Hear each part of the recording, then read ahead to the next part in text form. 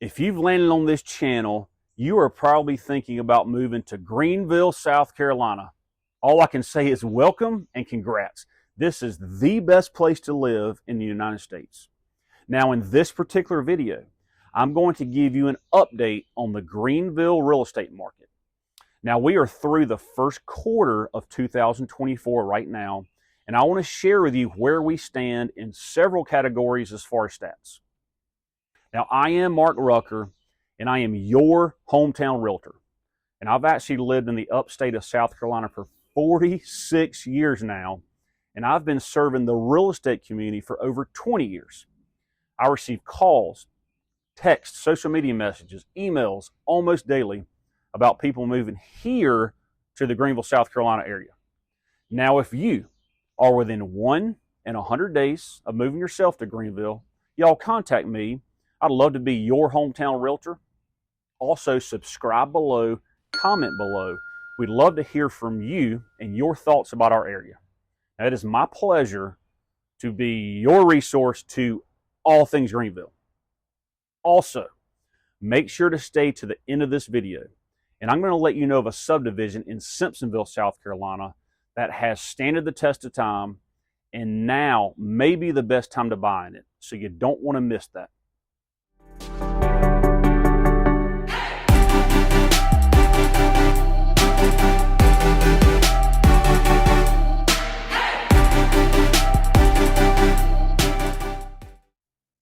Now back to the market overview stats of Greenville, South Carolina. Now again, y'all, these stats are through the first quarter of 2024. Now for you nerds, you may absolutely love this video. Although for you not so detailed individuals, you may be a bit bored.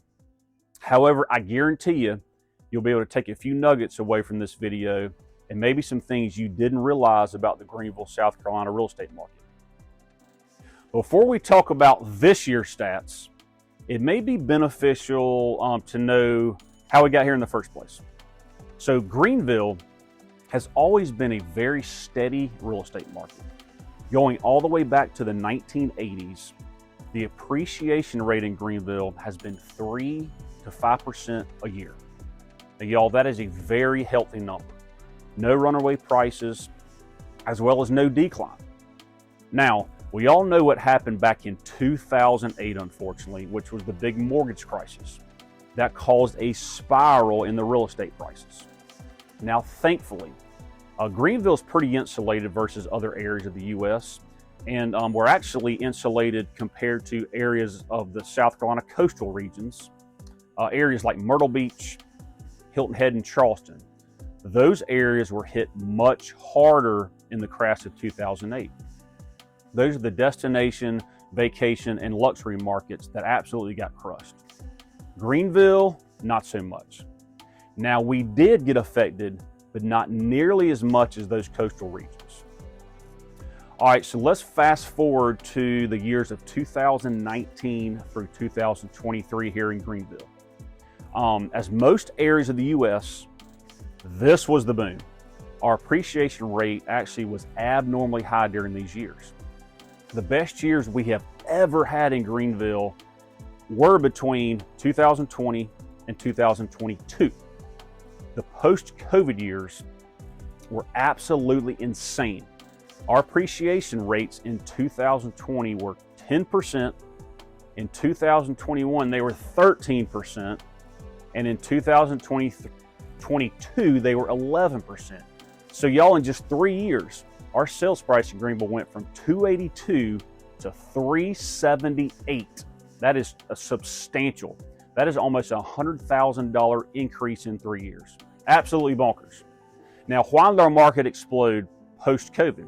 A couple of main reasons for that is a lot of work from home job opportunities. And if you work from home, you can pretty much live anywhere in the United States. Greenville is one of those top destinations. Now, why Greenville? Well, we have asked many relocating buyers that actually have moved here that very question. The most common answers are number 1, cost of living, number 2, weather, and number 3, the political climate. And the number 1 reason baby boomers are headed this way are because they are chasing their grandkids. Okay, 2022 and 2024 have become completely different markets than those previous 3 years. The main reason, you guessed it, interest rates. We've gone from sub 3% to over 7%. That is a substantial increase in just a few years. Now, interest rates alone have crippled many markets in the U.S. However, as always, Greenville has held strong. Now, the main metric that has decreased in Greenville actually are total number of homes sold. Now, after the interest rate hike of 2022, our market went down by sold homes 8%. We sold over 1,200 less homes in 2023 versus 2022. That's a big deal. But here's the good news. Our home prices did not go down. Actually, our appreciation rate went up by 4% year over year. So even though we decreased significantly in number of homes sold, we continually went up in home prices. Y'all, that is a strong market. Now let's get into the first quarter of this year, 2024. Let's see where we stand and where we may be headed the rest of the year. Now these numbers are hot off the press, y'all. So here we go. Our average price in Greenville, South Carolina through the first quarter, $367,500. We're up 6% appreciation rate year over year. Our number of sold closed homes are almost 6% up year over year. So we had an enormous increase in sold homes January and February. We were up 13% and 12%. However, in March, we were actually down 4% in sold homes. And it'll be fascinating to see how the rest of the spring plays out there. Now, average days on market in Greenville is currently 55 days on market. This time last year, the average was 56 days on market. So no change there. Inventory of homes for sale is the metric that we probably has changed the most. The end of 2022, we had about 1,300 homes on the market. Through March 2023, we had around 3,000 homes on the market. Now through March 2024, 4,200 homes on the market. More listings are coming on the market, but also homes are starting to sit on the market. Now this is due to a couple of factors. Number one, interest rates have caused a lot of buyers to sit on the fence. Also, we've had a lot of sellers in our market that still think we're in the boom of post-COVID. However, those days are gone. We're back to a beauty contest and we're back to strategic marketing battle. Now, the good homes that are priced competitively are still selling quickly and for top dollar. That's the great news. Some are going way over list price still. However, the overpriced homes, the ones that are not in mint condition, are really struggling. These sellers end up taking a bath on the price and they need to make changes quickly. Now, overall, the Greenville market is still in a seller's market. Now, the main metric to review is the months of supply inventory. We are still at 3.4 months of inventory, which is considered a seller's market. 5 to 7 months is a flat market. Anything over 7 months is a buyer's market. So Greenville is pretty close heading towards a flat market, but we're still in a seller's market overall. But here's a little secret, y'all. Months of supply does change with price points. So any home over $1 million in Greenville is in the middle of a buyer's market. 7.8 months of inventory. Your $750,000 to $1 million is a flat market. Anything less than $500,000 is still a seller's market. So keep those numbers in mind when you're looking for houses.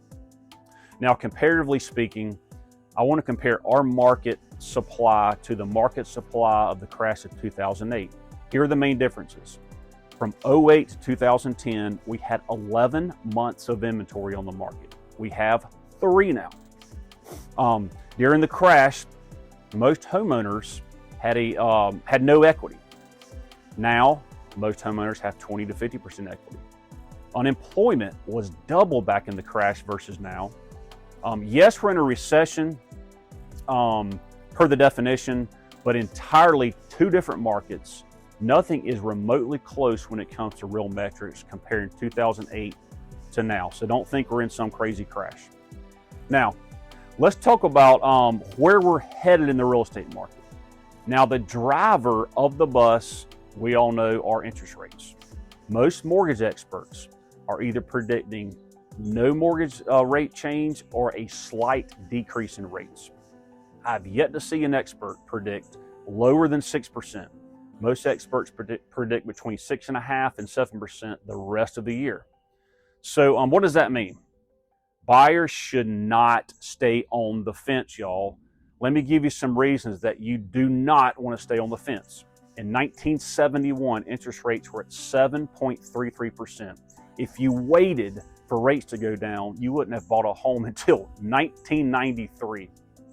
You would have rented for 22 years while housing values quadrupled. Do not wait to buy real estate. The best time to buy real estate is always now.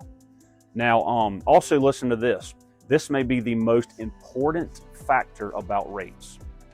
If they went down, especially below 6%, everyone would jump into buying a house. All the buyer pool would grow exponentially. And this is going to happen. And since we're in a seller's market overall, and our inventory is still rather low, we would be right back into the frenzy of 2020 to 2022. All those buyers are jumping back in. We would be back into multiple offers, buyers dropping every contingency imaginable, no inspections, no appraisal, given an arm and a leg and probably a kid to buy a house.